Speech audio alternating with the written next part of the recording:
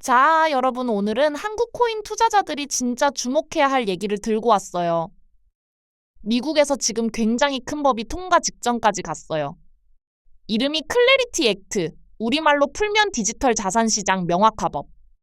폴리마켓에서 어제 5월 2일 기준으로 올해 안에 통과될 확률이 70%까지 뛰었어요. 한 달 전만 해도 50대 50이었는데 갑자기 확 올라갔거든요. 미국 상원은행위원회에서 5월 중순에 마크업 들어가요. 무슨 일이 벌어진 건지, 통과되면 뭐가 어떻게 바뀌는지, 그리고 가장 중요한 거 어떤 코인들이 수혜를 보는지 오늘 10분 안에 다 정리해 드릴게요. 한국에서는 이상하게도 이 뉴스가 잘 안 다뤄지는데 통과되면 우리 거래소 메이저 알트 절반이 영향받는 큰 사건이에요. 먼저 이게 왜 중요한지부터 짚고 가겠습니다. 미국 코인판이 지난 10년 동안 가장 환장하던 게 뭐였냐? SEC하고 CFTC가 누가 뭘 관리하냐로 진흙탕 싸움을 했거든요. SEC는 증권거래위원회, CFTC는 상품선물거래위원회, 비트코인은 상품, 이더리움은 애매, XRP는 SEC가 7년을 물고 늘어졌고요. 코인베이스도 SEC한테 소송당했었고 바이낸스, 크라켄 다 마찬가지였어요. 누구한테 어떤 룰을 따라야 할지 자체가 안 정해져 있었던 거예요.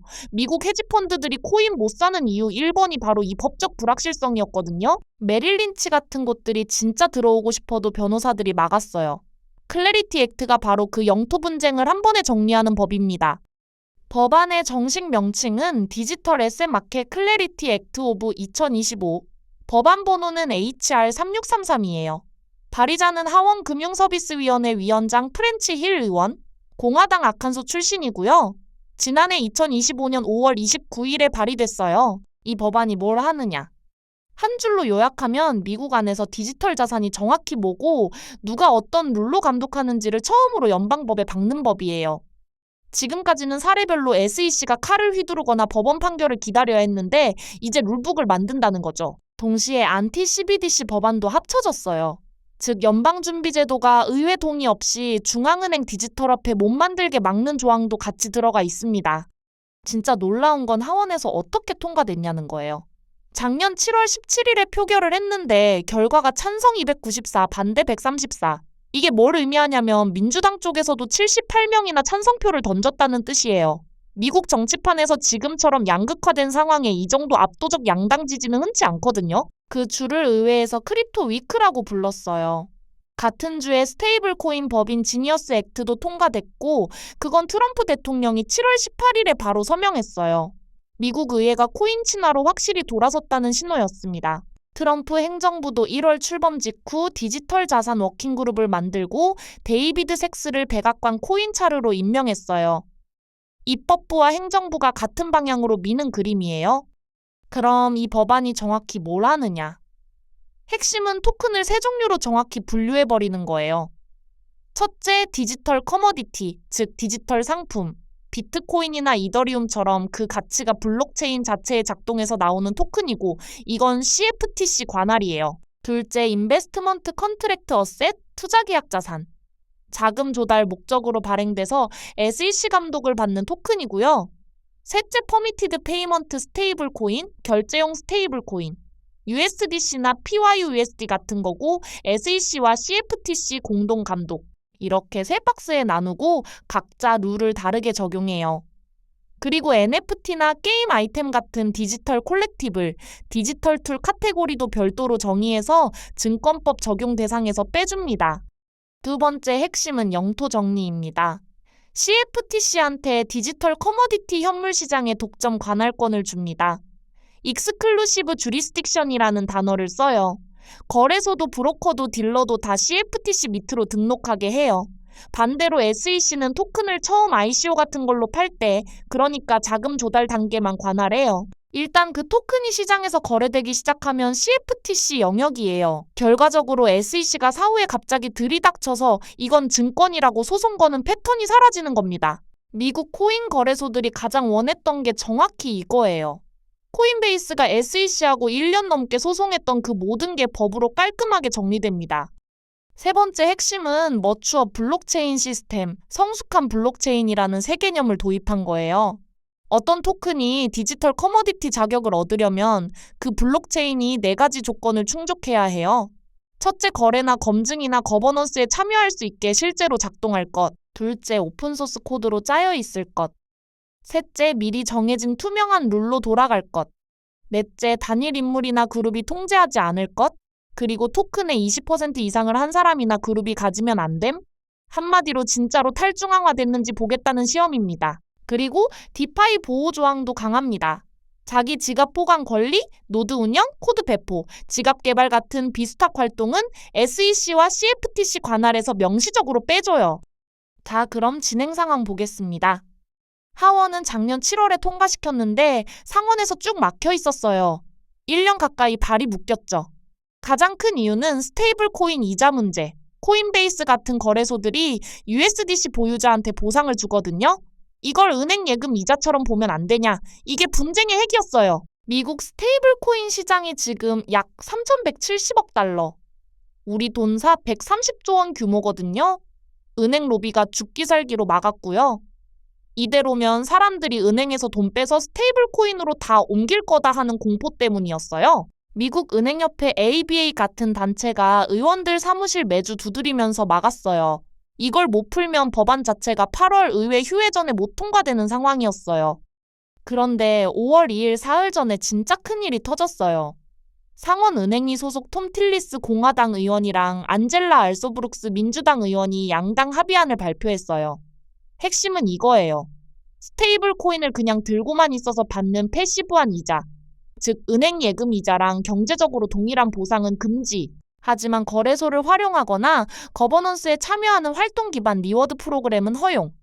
양쪽 다 절반씩 가져간 거죠. 사실 4월 23일에 코인베이스, 리플 등 120개 크립토 기업이 상원에 마크업 빨리 진행하라는 공동 서한도 보냈어요. 코인베이스 CEO 브라이언 암스트롱은 1월에는 반대했다가 4월 10일에 입장 바꿔서 통과 지지로 돌아섰고요. 합의가 나오자마자 폴리마켓에서 올해 안 통과 확률이 50%에서 70%로 점프했고 시장이 환호했습니다. 그리고 또 하나 중요한 게 있어요. 사실 이 법안이 통과되기도 전에 SEC하고 CFTC가 미리 일을 시작했어요. 올해 3월 17일에 두 기관이 공동으로 68페이지짜리 해석 가이던스를 냈는데 거기서 비트코인, 이더리움, 솔라나, XRP, 도지, 카르다노, 아발란체, 체인링크, 폴카다, 테데라, 라이트코인, 비트코인, 캐시, 시바이누, 스텔라, 테조스, 앱토스 이렇게 16개 코인을 공식적으로 디지털 커머디티로 인정했어요. 같은 달 11일에는 두 기관이 양해각서 MOU도 체결했고요. 클래리티 액트가 통과되면 이 16개 코인의 상품 분류가 행정 가이던스가 아니라 연방법으로 영구히 박히는 겁니다. 가장 무거운 도장이 찍히는 거죠. 행정부가 바뀌어도 법은 안 바뀌니까요. 자, 이제 가장 궁금한 부분, 누가 수혜를 보느냐. 제 첫 번째 정답은 단연 XRP예요. 리플의 XRP는 2020년부터 SEC하고 7년 동안 소송을 했어요. 변호사 비용만 1억 5천만 달러를 썼다는 추정이 있어요. 클래리티 액트가 서명되면 XRP의 상품 분류가 법으로 못 박혀서 그 분쟁의 그림자가 완전히 사라져요. 5월 5일, 오늘 기준으로 미국에 상장된 XRP 현물 ETF 7개 운용자산이 약 10억 달러를 넘었고 4월 한 달에만 8,200만 달러가 들어왔어요. 4월 10일부터 29일까지 무려 20거래일 연속 자금 유입 기록도 세웠어요. 스탠다드 차타드는 법안 통과 시나리오에서 XRP 목표가를 8달러로 잡았어요. 코인 코덱스는 보수적으로 봐도 5달러를 바닥으로 봤고요. 5월 5일 현재 XRP가 1달러 38센트인 걸 감안하면 굉장히 큰 폭이죠. 미국 ETF 신규 자금 유입 추정치가 통과 시나리오에서 최대 80억 달러까지 거론됩니다. 두 번째 수혜군은 솔라나, 카르다노, 아발란체, 폴카닷 같은 알트코인들이에요. 이 친구들은 비트코인이나 이더리움이 먼저 갔던 길, 즉 현물 ETF 트랙을 따라갈 수 있게 돼요. CFTC 관할 디지털 커머디티가 되면 ETF 승인 절차가 훨씬 깔끔해지거든요. SEC가 아니라 CFTC 룰을 따르니까요. 솔라나는 이미 ETF 신청서가 줄줄이 들어가 있고 카르다노, 아발란체도 신청 대기 중이에요. 법안이 통과되면 이 알트코인 ETF 시즌이 본격 개막한다는 게 시장 컨센서스입니다. 한국 거래소에 상장된 메이저 알트가 거의 다 여기 포함된다는 점도 봐주셨으면 해요. 업비트 빗썸에서 거래량 상위 10개 중 8개가 그 16개 명단 안에 들어가 있어요. 그러니까 한국 거래소 거래대금 절반 가까이가 영향권이라는 뜻입니다. 물론 리스크도 분명히 있어요. 첫째, 8월 의회 휴회 시한. 그 전에 상원본회의 표결까지 끝내야 하는데 시간이 빠듯해요. 둘째, 은행 로비. 합의안에 반대하는 미국은행협회가 5월 5일 오늘도 압박을 계속하고 있어요. 셋째, 갤럭시 디지털 같은 시장 전문가들은 여전히 50대 50이라고 본다는 점. 폴리마켓 70%는 시장 정서고 실제 정치 일정은 좀 더 복잡하거든요. 만약 8월 전에 못 끝내면 11월 중간 선거 끝날 때까지 사실상 동결, 빠르면 2027년이고 늦으면 2030년까지 밀릴 수 있어요. 시간 싸움이라는 거예요.